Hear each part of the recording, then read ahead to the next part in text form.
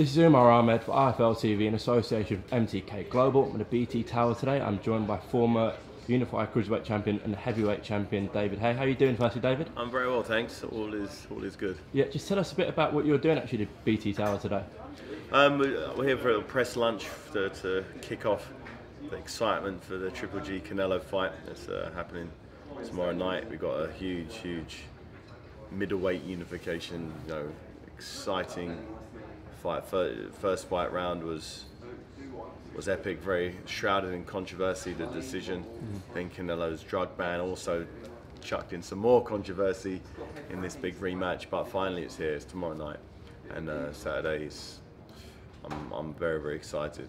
Everyone's got an opinion. Everyone has an opinion on this fight, and they're the fights that really get the juices flowing. Before we come on to the rematch, in your opinion, was the draw a correct sort of decision in the first fight? I scored it the same as Moretti. I don't think it was 115, 113. I had it 2 rounds for Golovkin.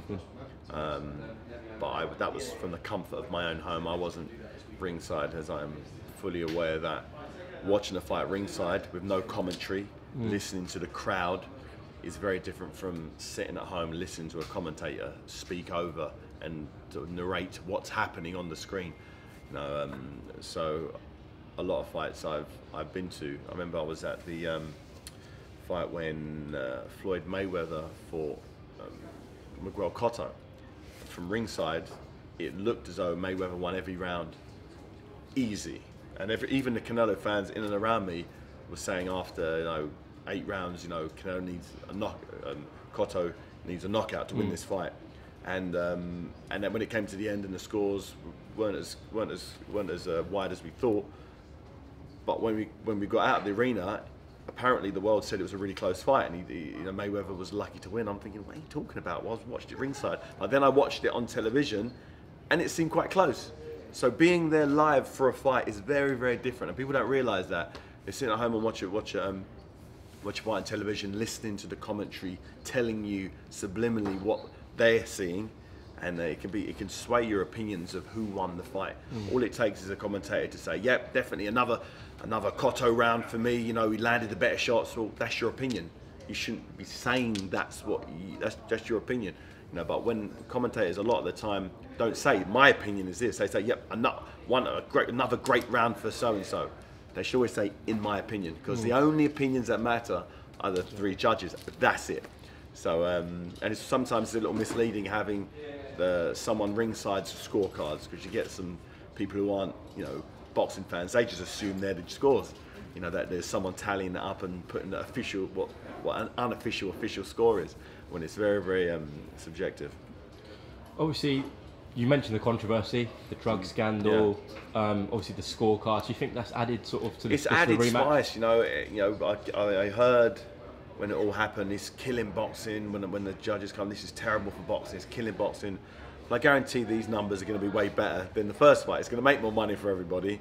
And even with the drug ban, everyone said that's it. Boxing's in the doldrums. A fighter as high profile as Canelo getting banned for this is terrible. Boxing can never recover. I'm like, you don't know much about boxing then, because boxing can recover from anything.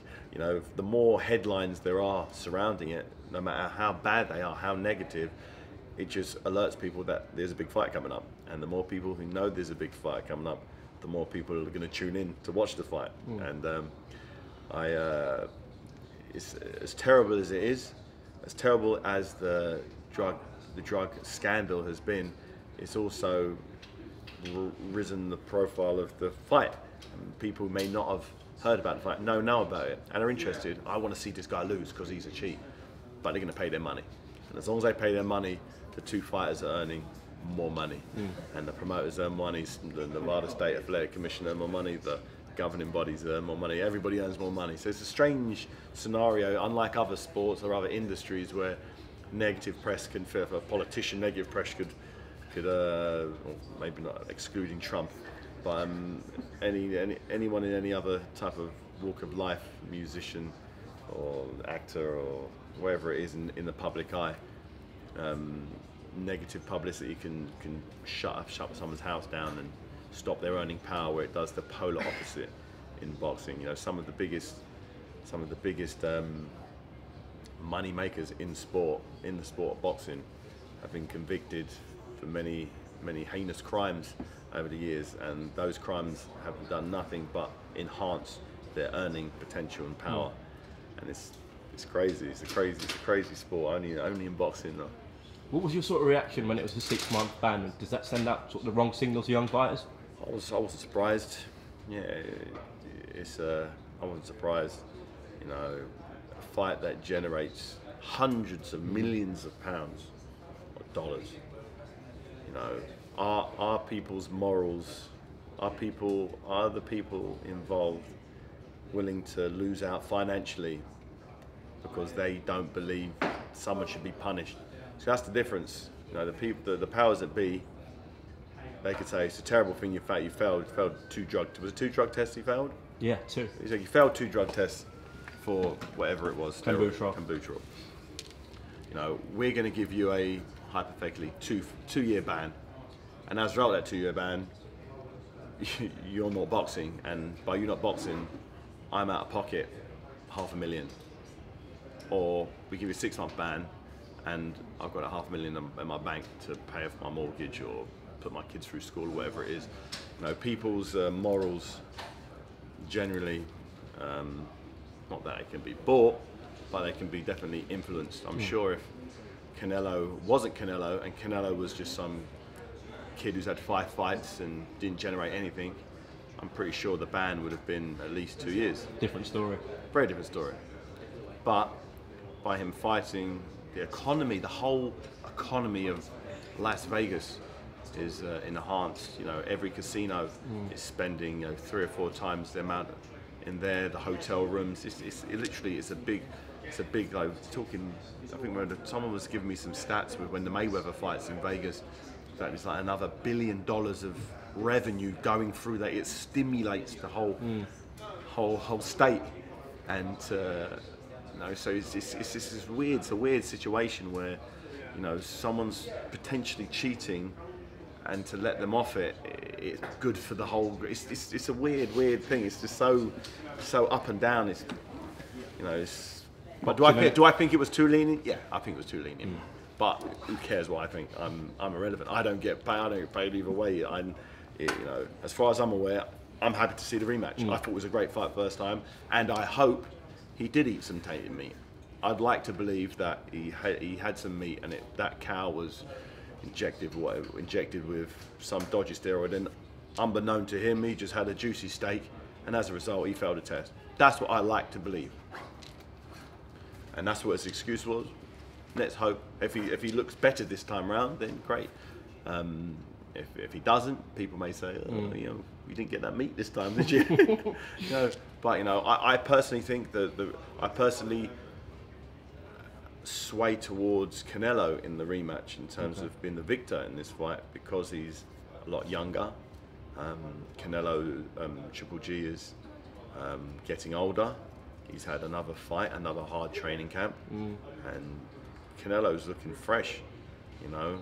And I thought he boxed brilliantly in the first fight, not enough to win on my scorecard, but he proved he can take Triple G's punches, which no one really has ever been able to do before, other than Jacobs was the only guy who could really look like he could take his shots. He dropped him though once. He dropped Jacobs. I remember from flash 12 rounds, but yeah.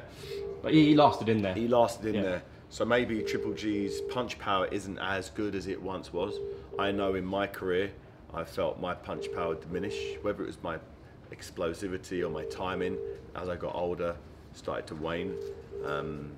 Maybe that could be the case for Triple G's had another fight. Although the fight was an easy 2-round blowout, the training camp will be just as hard. He would have trained just as hard for that as he did for the first fight with Canelo, and just as hard as for this fight. So it's not so much the fights that do the damage, it's the training camps. You know, going up to Big Bear, you know, working with Abel Sanchez, who really pushes his fighters. It's gonna, you know, he's on the wrong side of 35. It's on the right and getting further and further away from it. Whereas Canelo, he's not even nowhere near 30 yet. So he's definitely got the advantage in youth, energy. You know, I know as soon as I hit 30, you know, things started to slow down. Metabolism slows down, recovery slows down. So you know, I favour. And I think if the ban was for a year, it would have favoured Canelo even more. And if it was 2 years, I think the shorter the ban, the more it suits Triple G. Sounds weird. It's weird. It's strange how it works out, but that's how I see it. Yeah. What's your man Joe Joyce been saying about Golovkin? Obviously, he said he's a beast. He's a real workhorse. I was talking to Sam, was telling me his manager Sam and Adam. They've been out there in Big Bear. Just let me know that he's, you know, if he's coming all guns blazing. He's up for it. He's looking forward to getting back in there and sort of righting the wrongs. He truly believes he won the first fight. You know, a lot of people believe that as well. You know, the large majority had Triple G winning that fight pretty comfortably, and you know, that gives him that added confidence going into such an important rematch. But the sooner it happens, the better. And I'm glad it's happened now. Although I don't think it's good for the sport in terms of, you know, not penalising the fighter correctly. I still think it's better for for Triple G to get in there as soon as possible before he gets too old. Well, BT pay-per-view tomorrow night. Just lastly, I want to ask you another potential BT pay-per-view, Wilder Fury. What people at BT saying? Do you think that it's going to happen?